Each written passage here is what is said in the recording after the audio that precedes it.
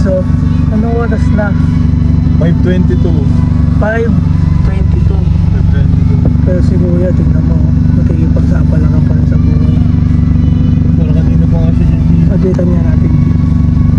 Updatean niya natin. Ba't naman gagawin? Siguro pilit na sa araw kanina. Nakita ko niya kanina eh. Parang tanghali pa nga eh. Tumahan din ako dito eh. Tanghali na dyan na yun. Kuya! Ha?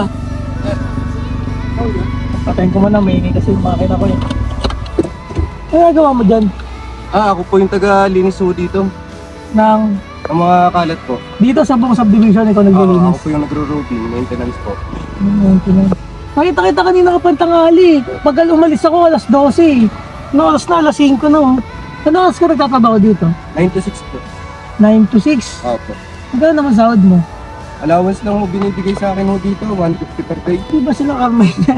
Kaya nga, Jiking, 150, kulang pa pang kain yun. Pusang gala. Anong ginagawa? Lapit ka nga dito, di kita may rinig eh. Magkano kinikita mo? 150 per day? 150 per day po, 9 to 6 po. 9 to 6. Opo. May anak ka na? Tatlo po. Sir. Tatlo! Tatlo na anak mo. Bata ka pa! Akong boto. Kasi asawa mo?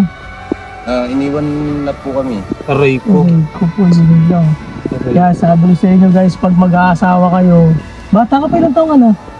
29 po.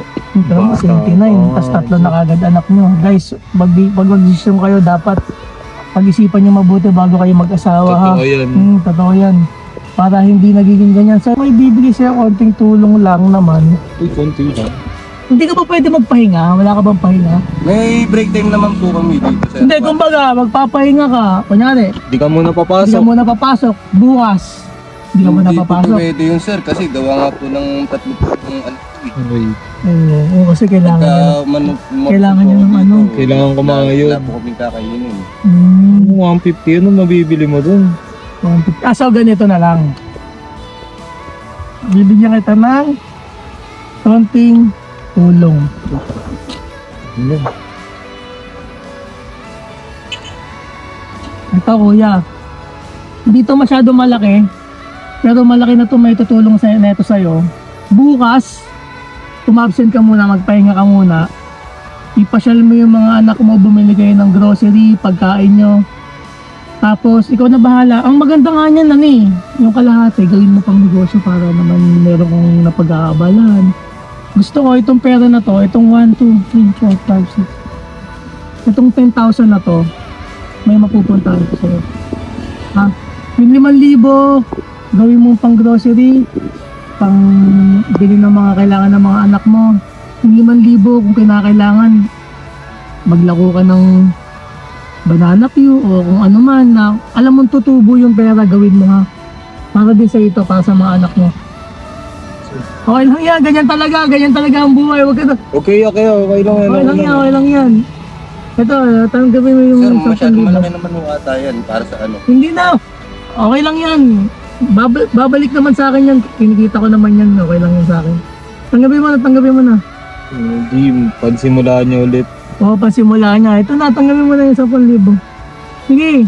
Sir, maraming salamat. Malaking tulong sa amin itong mga anak ko, sir. O, sige. Palain po Eh, nagawin mo, yung 5,000, ang grocery nyo, pagkain nyo ng mga anak mo. Bukas, sumabsent ka muna, magpahinga ka muna Opo, bukas. Para mapagpahinga naman yung katawan mo kasi wala kaya tang day off no? Meron naman po, once a week. O, once a week, o bukas, magpahinga ka. Pag-isipan mo kung ano yung gagawin mo pa sa 5,000. Opo, sir. Gawin mo pang negosyo mo yan, panimula, para mas maihawan mo yung mga anak mo. Sige po, sir. Maraming salamat po sige. talaga. O sige, Hindi ko po alalahanin tuloy mo na yung ginagawa mo, may ginagawa ka pa ba dyan? Opo, sir. Maraming salamat po ulit, sir. O sige, ingat ka. Ingat po.